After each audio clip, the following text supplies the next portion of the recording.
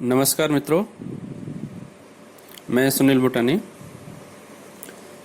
आज भारत सरकार के गृह मंत्रालय ने लॉकडाउन के संबंध में नए दिशा निर्देश जारी किए हैं। आइए इस पर एक नज़र डालते हैं। भारत सरकार के गृह मंत्रालय ने अपने आदेश दिनांक 30 मई 2020 के माध्यम से देश में लॉकडाउन 5 संबंधी दिशा निर्देश जारी किए हैं। वास्तव में ये लॉकडाउन 5 न होकर देश में लॉकडाउन से बाहर आने की दिशा में पहला कदम है, इसलिए इसे guidelines for phased reopening unlock 1 कहा गया है। आइए इन दिशा निर्देशों पर एक नज़र डालते हैं। पहला, कंटेनमेंट जोन्स, जिन्हें हम हिंदी में संरोधन क्षेत्र कहते हैं, से बाहर के क्षेत्रों में सभी प्रकार की गतिविधियों के लिए अनुमति दी गई है, लेकिन निम्नलिखित गतिविधियों को चरणबद्ध तरीके से शुरू किया जाएगा और इसके लिए स्वास्थ्य एवं परिवार कल्याण मंत्रालय भारत सरकार द्वारा स्टैंडर्ड ऑपरेटिव प्रोसीजर्स, जिसे हम मानक परिचालन प्रक्रियाएं कहते हैं, इन शॉर्ट एसओपी, तैयार किए जाएंगे ताकि सोशल डिस्टेंसिंग को बनाए रखा जा सके और कोविड-19 को फैलने से रोका जा सके। हम सभी को इन एसओपी का पालन करना होगा। अब बात करते हैं वे गतिविधियां जो चरणबद्ध तरीके से शुरू की जाएंगी। उनमें पहला है, पहले चरण में 8 जून 2020 से धार्मिक स्थानों, पूजा स्थलों को जनता के लिए खोल दिया जाएगा।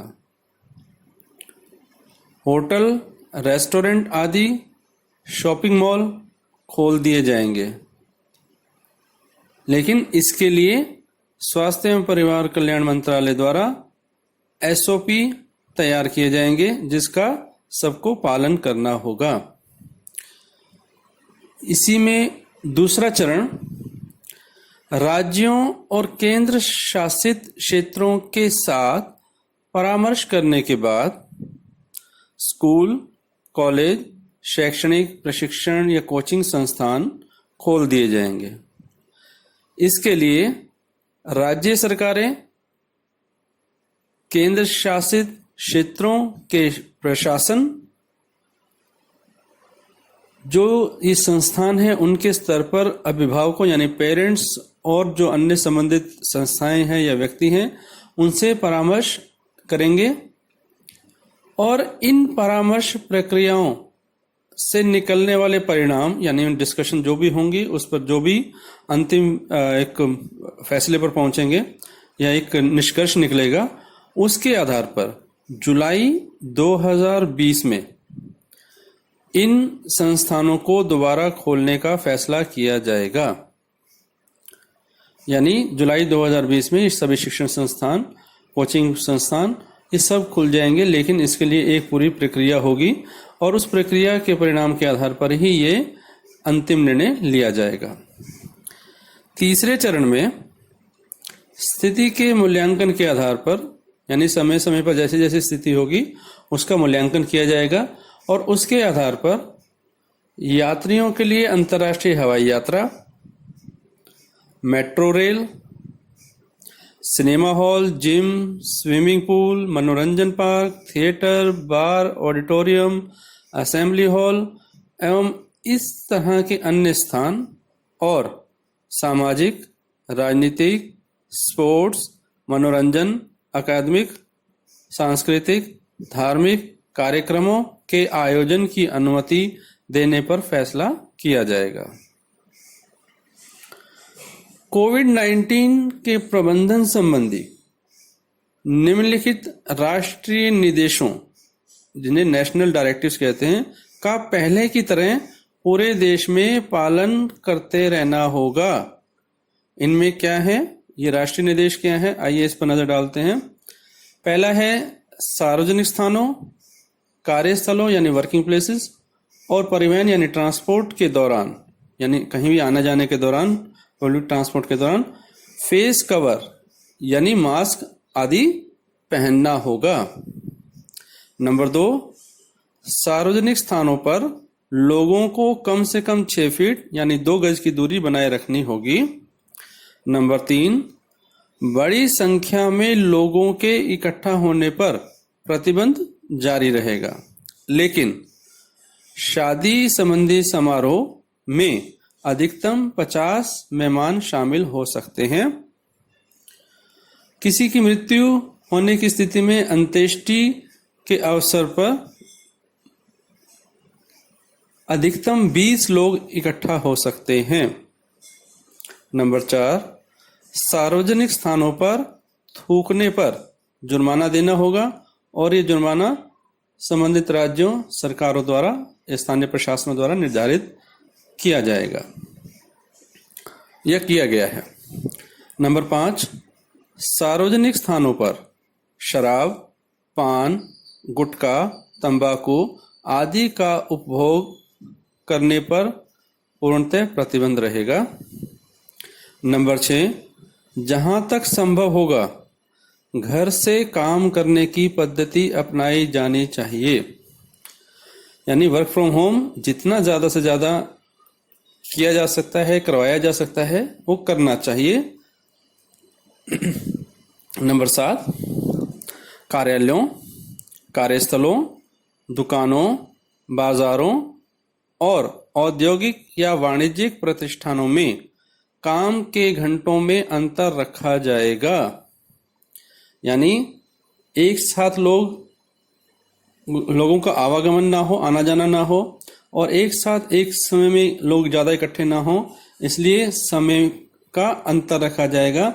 मान लीजिए किसी कार्यालय में कुछ लोगों के आने का समय 9 बजे हो, किसी का 9:30 हो, किसी का 10 बजे हो, किसी का 10:30 बजे हो, तो इस तरीके से थोड़ा थोड़ा समय का अंतर रखा जा सकता है ताकि एक ही स्थान पर लोग एक साथ ज्यादा इकट्ठे ना हो। नंबर 8, सभी प्रवेश और निकास द्वारों, यानी जो एंट्रेंस और एग्जिट होते हैं, जो गेट्स होते हैं वहां पर, और कॉमन एरिया में थर्मल स्कैनिंग, हैंड वॉश और सैनिटाइजर का इंतजाम करना होगा, यानी जो भी एंटर करेगा या बाहर निकलेगा उन दोनों द्वारों पर, और जो कॉमन एरिया है वहां पर जो तापमान यानी जो फीवर वगैरह मापने का जो यंत्र है, थर्मल स्कैनिंग होगी, हैंड वॉश और सैनिटाइजर वगैरह का इंतजाम वहां करना होगा और उसका इस्तेमाल करना होगा। नंबर 9, संपूर्ण कार्यस्थलों यानी सभी वर्क प्लेसेस और ऐसे स्थानों की बार बार सफाई करनी होगी जहां लोग आते जाते हैं और उनके हाथ ऐसे स्थानों को छूते हैं, जैसे दरवाजे के हैंडल आदि। तो जहां पर लोग इकट्ठा हैं, भले ही सोशल डिस्टेंसिंग में है, जैसे कार्यालय है या कहीं और भी जगह है, तो वहां लोग का आना जाना है, वॉशरूम्स वगैरह यूज करते हैं या हैंडल्स वगैरह को छूते हैं, या इस तरह की जो जगह हैं जहां संपर्क होता है हम लोगों का, तो वहां बार बार सफाई की जाएगी ऐसे स्थानों की। नंबर 10, सभी कार्यस्थलों यानी वर्किंग प्लेसेस पर कामगारों यानी वर्कर्स के बीच में पर्याप्त दूरी रखनी होगी। 2 शिफ्ट और भोजन अवकाश यानी जो लंच ब्रेक होता है उसके बीच में पर्याप्त अंतर रखा जाएगा ताकि एक साथ बहुत ज्यादा लोग इकट्ठा ना हो। नेक्स्ट है रात्रि कर्फ्यू। रात्रि 9 बजे से अगले दिन सुबह 5 बजे तक रहेगा, जो कि पहले रात को 7 बजे से लेकर के सुबह 7 बजे तक होता था। अब वे रात्रि कर्फ्यू रात्रि 9 बजे से लेकर के सुबह 5 बजे तक रहेगा, लेकिन इस अवधि के दौरान यदि कोई बहुत जरूरी हो, कोई मेडिकल अटेंडेंस की जरूरत है या कुछ ऐसी बहुत जरूरी है, तो वे इस दौरान भी जा सकते हैं। नेक्स्ट, लॉकडाउन 30 जून 2020 तक जारी रहेगा, लेकिन यह लॉकडाउन केवल कंटेनमेंट जोन के में ही जारी रहेगा। कंटेनमेंट जोन की सीमा रेखा स्वास्थ्य एवं परिवार कल्याण मंत्रालय के दिशा निर्देशों पर विचार करते हुए जिला प्राधिकारियों यानी जो डिस्ट्रिक्ट अथॉरिटीज हैं उनके द्वारा निर्धारित की जाएगी। कंटेनमेंट जोन में केवल आवश्यक गतिविधियां चलाए जाने की ही अनुमति होगी। नेक्स्ट, राज्य या केंद्र शासित क्षेत्र मौजूदा स्थिति का मूल्यांकन करने के बाद कंटेनमेंट जोन के बाहर किन्हीं गतिविधियों पर प्रतिबंध लगा सकते हैं। यानी कहीं किसी राज्य में या किसी स्थान पर किसी यूटी वगैरह में कोई ऐसी स्थिति पैदा हो जाती है, वहाँ केसेस ज़्यादा आ जाते हैं या कुछ ऐसी अलग तरह की परिस्थिति पैदा हो जाती है, तो समय समय पर जब उसका मूल्यांकन होगा और उन्हें लगता है कि कुछ ऐसी गतिविधियां हैं जो कंटेनमेंट जोन से बाहर परमिटेड थी, चलाई जा रही थी और अब नहीं चलाई जा सकती, तो उन ऐसी गतिविधियों पर वो प्रतिबंध लगा सकते हैं। नेक्स्ट, लोग और सामान यानी जो गुड्स वगैरह हैं एक राज्य से दूसरे राज्य में जा सकेंगे। यानी जो लोग एक राज्य से दूसरे राज्य में जाना चाहते हैं वे जा पाएंगे। ऐसे आवागमन के लिए अलग से अनुमति, अनुमोदन या ई परमिट की आवश्यकता नहीं होगी। यानी हमें अब किसी पास की आवश्यकता नहीं होगी एक राज्य से दूसरे राज्य में जाने के लिए। लेकिन यदि कोई राज्य या केंद्र शासित प्रदेश यानी यूटी उस समय की मौजूदा स्थिति का मूल्यांकन करने के आधार पर लोगों के आने जाने को विनियमित किए जाने का प्रस्ताव कर सकता है। यानी मान लीजिए कहीं स्थिति खराब होती है तो कुछ अगर वो नियम बनाते हैं कि लोगों के आवागमन के संबंध में, तो वो ऐसा कर सकते हैं, उसका प्रस्ताव वे कर सकते हैं। लेकिन यदि वे ऐसा कुछ करते हैं तो इसके बारे में उनको पहले से लोगों को बताना होगा। उदाहरण के तौर पर जैसे आज के दिन यानी कल से या परसों से दिल्ली और गुड़गांव की बॉर्डर को सील कर दिया गया, क्योंकि ये माना गया दिल्ली गुड़गांव ही नहीं यानी दिल्ली से लगती हुई हरियाणा की जितनी बॉर्डर्स हैं सबको सील कर दिया गया कि दिल्ली से आने वाले लोगों की वजह से यहाँ केसेस बढ़ रहे हैं, इसलिए हम सील कर रहे हैं। यदि इस तरह का कोई निर्णय लिया जाता है किसी राज्य द्वारा इस तरह की स्थिति में, तो इसके बारे में वे प्रस्ताव कर सकते हैं। यानी कि जहां केसेस बढ़ रहे हों, जहां उन्हें लगता हो कि ऐसा कुछ करने से स्थिति नियंत्रण में लाई जा सकती है, तो ऐसे इस तरह का प्रस्ताव रख सकते हैं। लेकिन इसके बारे में लोगों को पहले से बताना होगा। अचानक से ये नहीं कि कल सुबह से बॉर्डर सील होगी या अभी से बॉर्डर सील कर दी गई जहां लोगों को परेशानी हो, ऐसा नहीं होना चाहिए।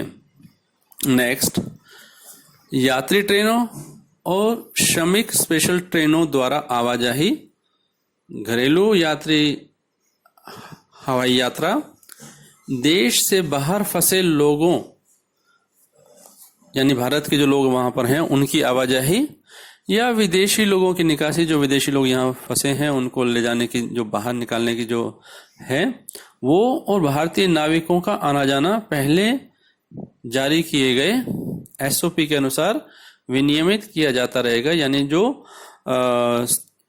एसओपी बनाई गई थी कि किस तरह से श्रमिकों जो यात्री हैं, चाहे वे ट्रेनों के हों, यात्री ट्रेनों के हों या श्रमिक स्पेशल ट्रेनों के हों, जो हवाई जहाज के माध्यम से जो ले जाए जा रहे हैं, जो आवागमन हो रहा है, विदेशी लोगों को जो ले जाया जा रहा है, बाहर ले जाया जा रहा है, या दूसरे देशों से भारतीय नागरिकों को लाया जा रहा है, उसके लिए जो भी एसओपी तैयार किए गए हैं उसी के अनुसार ये गतिविधियां जारी रहेंगी। नेक्स्ट, 65 वर्ष से कम आयु के लोगों, गर्भवती महिलाओं और 10 10 वर्ष से कम आयु के बच्चों को यह सलाह दी जाती है कि वे बहुत जरूरी होने पर ही बाहर निकलें, अन्यथा घर पर ही रहें। ऐसी सलाह इन दिशा निर्देशों में दी गई है, जैसा कि पहले भी दी जाती रही है। नेक्स्ट, आरोग्य सेतु ऐप अपने अपने मोबाइल पर डाउनलोड करें और उसका नियमित इस्तेमाल करें, ताकि सरकार को वस्तुस्थिति का बेहतर आंकलन वे कर सकें, ताकि उसके अनुसार वे आगे की तैयारी कर सकें। नेक्स्ट, कोई भी राज्य या केंद्र शासित क्षेत्र यानी यूटी आपदा प्रबंधन अधिनियम 2005, डिजास्टर मैनेजमेंट एक्ट 2005 के अंतर्गत जारी किए गए इन सभी दिशा निर्देशों को कमजोर नहीं करेंगे, यानी डाइल्यूट नहीं करेंगे जो ये गाइडलाइंस जारी की गई हैं। नेक्स्ट, इन उपायों का जो भी ऊपर बताए गए हैं, जो उपाय किए गए हैं, यदि इसका कोई उल्लंघन करता है तो उसके विरुद्ध आपदा प्रबंधन अधिनियम 2005 की धारा 51 से 60 के उपबंधों, भारतीय दंड संहिता की धारा 188 आदि के अनुसार दंडात्मक कार्रवाई शुरू की जा सकती है। यानी जो केंद्र सरकार के जो गाइडलाइंस हैं, इसका यदि कोई उल्लंघन करता है या इसके आधार पर जो राज्य भी कुछ गाइडलाइंस बनाते हैं उसका कोई उल्लंघन करता है, तो वे दंड के भागी होंगे, उनके खिलाफ दंडात्मक कार्रवाई शुरू की जा सकती है। तो मित्रों, ये आज की जो गाइडलाइंस हैं बहुत संतोष देने वाली हैं, बहुत उम्मीद जगाने वाली हैं कि स्थिति धीरे धीरे सामान्य हो और हमारा जीवन सामान्य हो, गतिविधियां प्रारंभ हो। इसी के साथ मैं आप सभी के स्वास्थ्य की कामना करता हूं। स्वस्थ रहें, सुरक्षित रहें। नमस्कार।